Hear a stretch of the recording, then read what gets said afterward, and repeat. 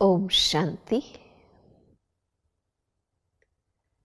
परमात्मा मिलन की सहज और स्वाभाविक विधि पूर्व सत्र में हम सब ने सीखी।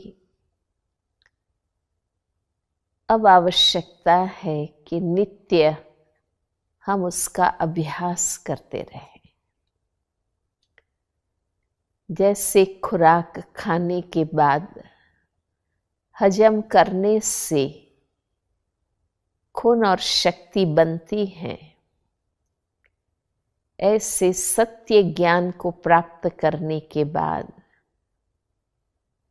सिर्फ समझ तक सीमित न रखें, लेकिन प्रतिदिन सुबह शाम हम उसका अभ्यास करते रहें।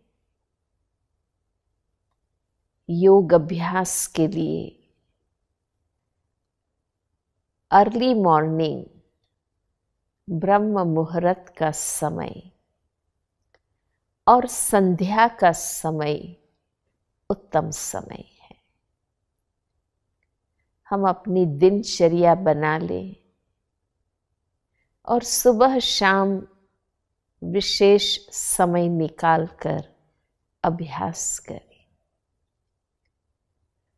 तो कहते हैं ना, अभ्यास से एकाग्रता आती है।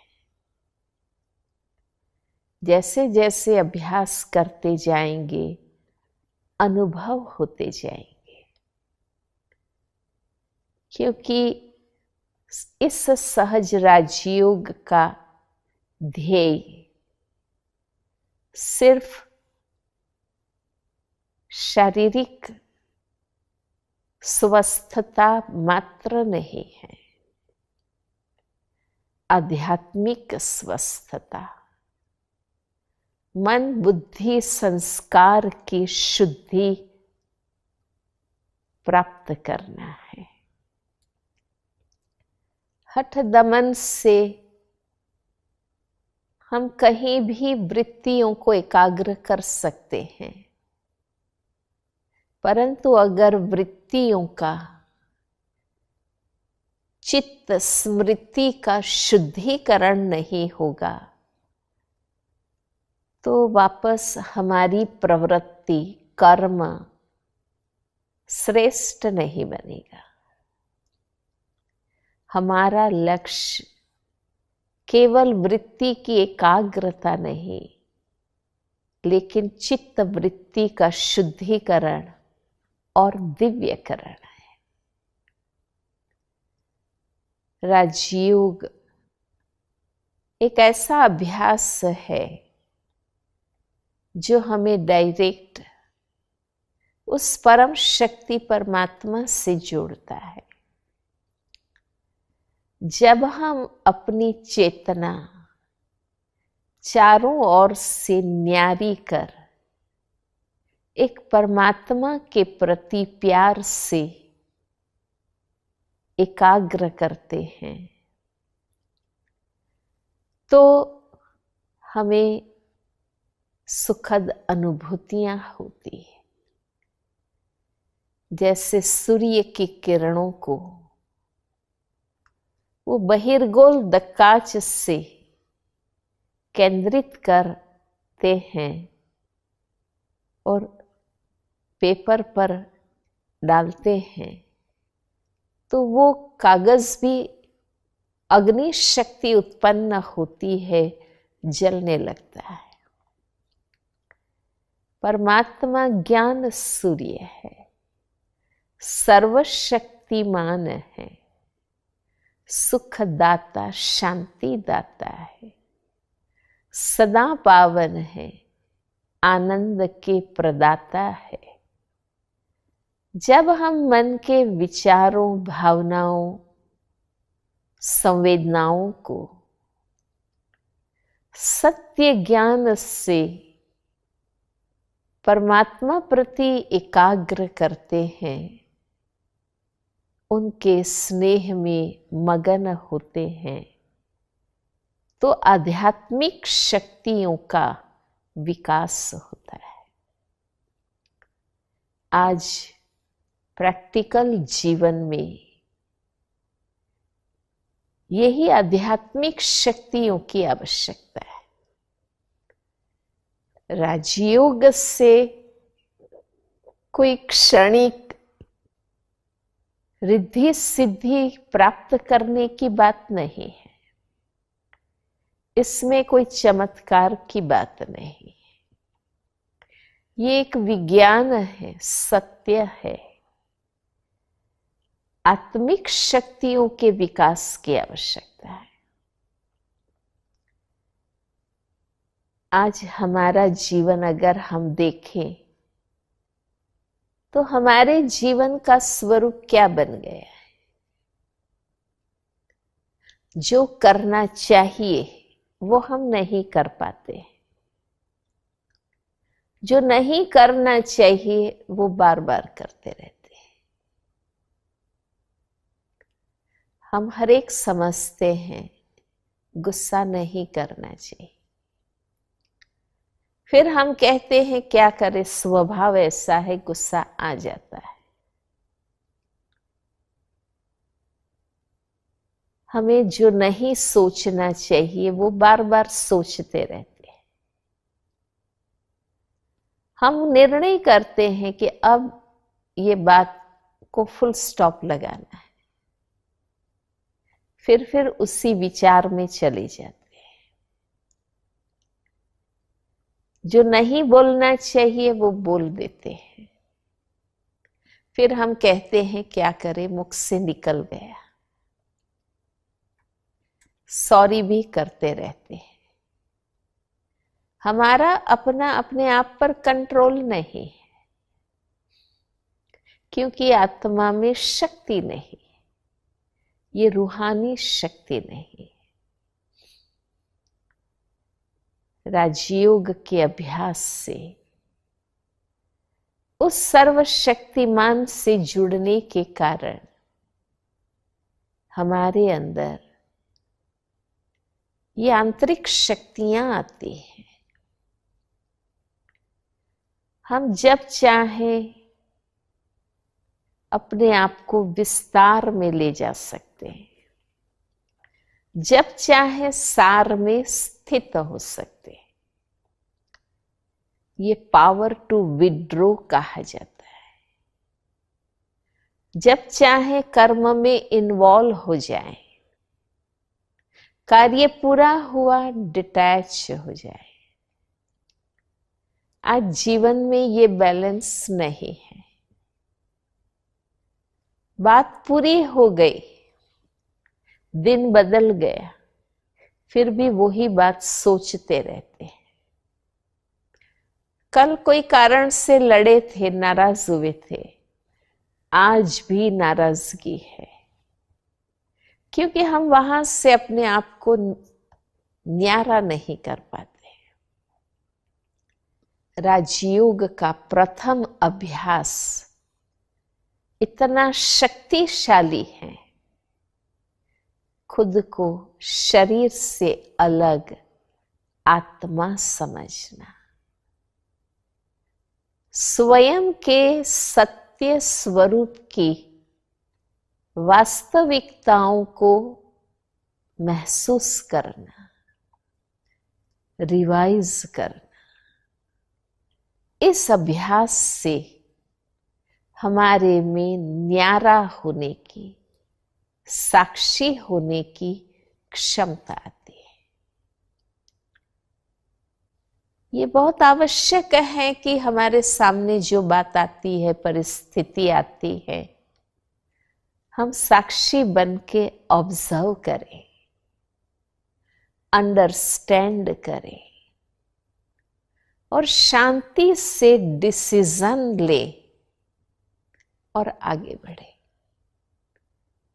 तो ये एक मोस्ट इम्पॉर्टेंट शक्ति है जो योग अभ्यास से सहज धारण होती है। इस प्रकार पावर टू पैकअप, समेटने की शक्ति, व्यर्थ निकाल देना और जो सही है उस पर फोकस हो जाए। हम बहुत व्यर्थ विचारों में, व्यर्थ इच्छाओं में, वेस्ट इंटरेस्ट में रहते हैं, लेकिन योग अभ्यास से अपने वास्तविक शुद्ध सत्य स्वरूप के ज्ञान से हमारे अंदर शॉर्ट आउट करने की शक्ति आती, व्यर्थ निकाल दें और जो सही है उसी पर एकाग्र हो जाए। इससे हमारे में वो क्षमता आती है कि हम जहां हैं, जिस कार्य में हैं, हम मन से भी उसमें रह सकते हैं, एवर रेडी बन सकते हैं। हमारे में आध्यात्मिक रूप से हम इतनी शक्तिशाली आत्मा बन जाते हैं क्योंकि योग से हम अकेले नहीं रहते, हम उस ऑलमाइटी परमात्मा से जुड़ जाते हैं, तो आंतरिक शक्ति बढ़ जाती, हम सहन कर सकते हैं। जीवन में जरूरी नहीं है कि जो कार्य हम करते हैं सबके द्वारा अच्छा ही फीडबैक मिले। कोई हमारी स्तुति करेंगे, कोई ग्लानि करेंगे, सुख की परिस्थिति आएंगी, दुख की भी आएंगी, मान मिलेगा, अपमान भी मिलेगा, कभी हार कभी जीत। सहनशीलता उसको कहते हैं कि इन परिस्थितियों में हम अपने आप को संतुलित, स्वस्थ रख सके और सकारात्मक रेस्पॉन्ड दे सके। सहनशीलता माना इनर स्ट्रेंथ, अंदर से आत्मा शक्तिशाली बन जाए, जो जीवन के ऊपर नीचाई हलचल में न लाए और हम पॉजिटिव रेस्पॉन्ड कर सके। पावर टू टॉलरेट इसे कहते हैं। हमें जीवन में विभिन्न परिस्थितियों से गुजरना होता है। हम अपने गोल को अचीव करें तब तक हमें डिफरेंट पर्सनालिटी वाले लोगों से कार्य करना होता है। अगर हमारे में पावर टू एकोमोडेट नहीं है, हम हर व्यक्तित्व को दिल से स्वीकार नहीं कर पाते, दिल में समा नहीं पाते, तो हम कार्य नहीं कर सकते। रिजिडिटी नहीं हो, अकड़पन है, कभी भी हम ब्रेक हो जाएंगे, हम लक्ष्य तक पहुंच नहीं सकेंगे। हमारे अंदर लचीलापन चाहिए, फ्लेक्सिबिलिटी चाहिए। राजयोग का ज्ञान हमें देह की सीमाओं से ऊपर उठाता है, आत्मा भाव में स्थित करता है। अनलिमिटेडनेस, बेहद की भावना हमारे में आती है। हमें जो मिलते हैं, जैसे मिलते हैं, हम प्यार से स्वीकार कर सकते हैं, एडजस्ट कर सकते हैं। ये बहुत इंपॉर्टेंट पावर है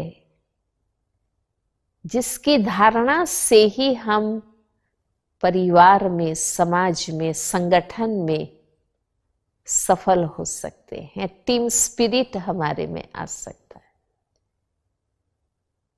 दो मोस्ट इंपॉर्टेंट जो शक्तियां मिलती है राजयोग से, वो है परख शक्ति और निर्णय शक्ति। कार्य क्षेत्र में सफल होना है तो ये बहुत जरूरी है। हमें कदम कदम पर व्यक्ति को, परिस्थिति को परखना होता है। सब कुछ प्री प्लान नहीं चलता है। अचानक परिस्थितियां बदल जाती है, उस समय हमें ही निर्णय करना होता है, परखना होता है। अगर सही नहीं परखते हैं तो धोखा खाते हैं। हमारा समय, शक्ति, लेबर व्यर्थ जाता है। योग अभ्यास से मन स्वच्छ बनता है, शांत, स्थिर, एकाग्र होता है। हम व्यक्ति के वाइब्रेशंस, परिस्थिति के संकेत परख सकते हैं और परमात्मा के सत्य ज्ञान से सद्विवेक इतना शक्तिशाली रूप से मिलता है, हम सही समय पर सही निर्णय ले सकते हैं। परिस्थितियों को फेस करने का पावर भी आता है, क्योंकि अब स्वस्थिति शक्तिशाली बनती जाती है और आत्मिक स्मृति, परमात्मा से संबंध, विश्व परिवार की भावना बनती है। हम सबके सहयोगी बनते हैं। हम समझ जाते हैं कि हमें सबसे सहयोग चाहिए, तो हमें सहयोग देना है।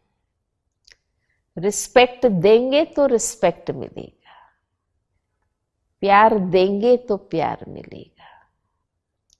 तो ये आंतरिक आत्म शक्तियां योग से विकसित होती है, आत्मा शक्तिशाली बनती है, सद्गुणों की धारणा स्थायी और प्रभावी रूप से होती है, जिसके कारण हम अपने कर्मों को श्रेष्ठ बना सकते हैं। हमारे में व्यवहार शुद्धि आती है। हमारा जीवन इस दुनिया में रहते भी महान, श्रेष्ठ बन सकता है।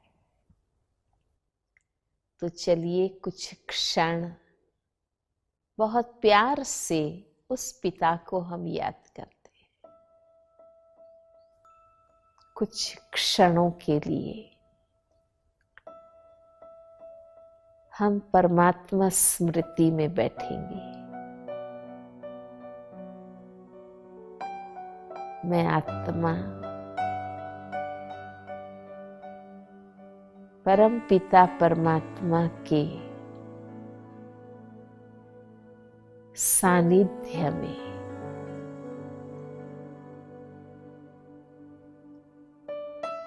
सुखद अनुभव कर रही।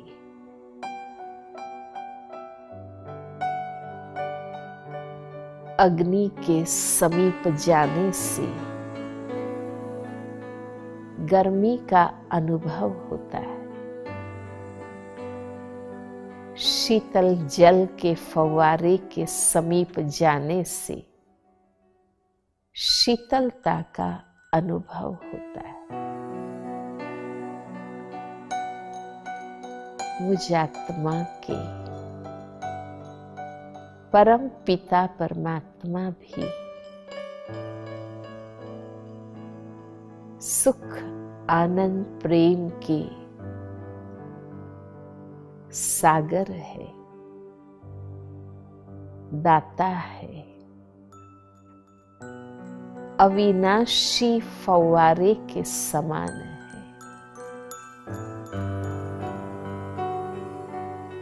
जैसे ही मैं याद करती हूँ, प्यार से उनके समीप रहती हूं।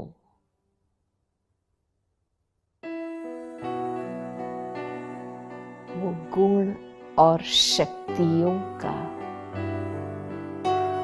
मैं अनुभव करती जाती हूं।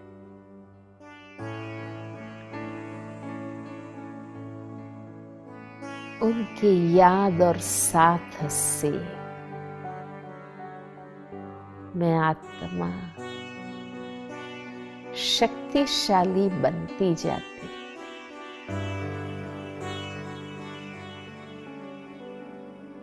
शांति की शक्ति,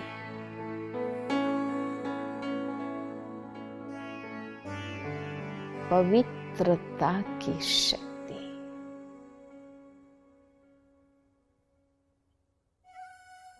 मैं अपने आप को शुद्ध, स्वच्छ, हल्का महसूस करती।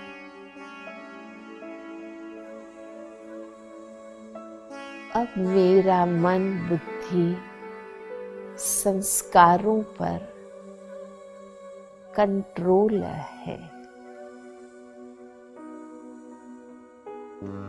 कर्मेंद्रियों पर संयम है।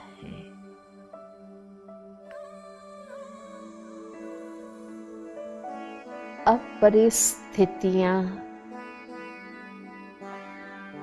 मुझे नकारात्मक रूप से प्रभावित नहीं कर सकती।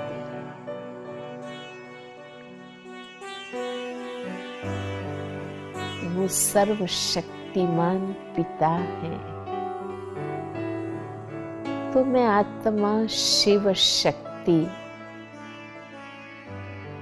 कल्याणमयी शक्ति,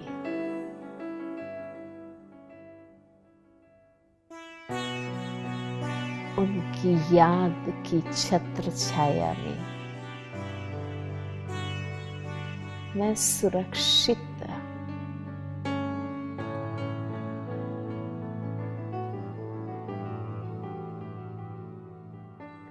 वो मेरा शिक्षक है और रक्षक है।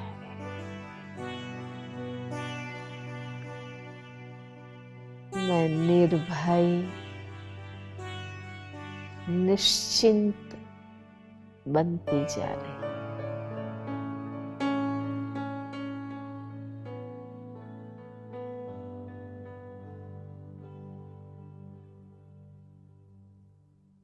ओम शांति।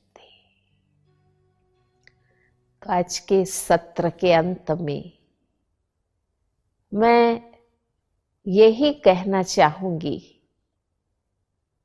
कि ऐसे सत्य ज्ञान पर आधारित सहज योग का अभ्यास आप अवश्य करते रहें। उनसे संबंधित और गहरा ज्ञान प्राप्त करने के लिए और अभ्यास के लिए एक सुंदर वातावरण और पवित्र स्थान और योगियों के संग का अगर हमें आवश्यकता है तो आप हमारे निकटवर्ती कोई भी सेवा केंद्र से मुलाकात ले सकते हैं। ब्रह्मा कुमारीज की वेबसाइट पर आप जाएंगे तो आपके नजदीक सेवा केंद्र का आपको एड्रेस भी मिलेगा। एक मास भी नियमित रूप से अगर आप ये अभ्यास करेंगे तो आपका अनुभव ही आपको बताएगा कि आध्यात्मिक ज्ञान और राजयोग का अभ्यास हमारे वर्तमान जीवन को कितना श्रेष्ठ और सुखद बना देता है। बहुत बहुत शुभकामनाएं। ओम शांति।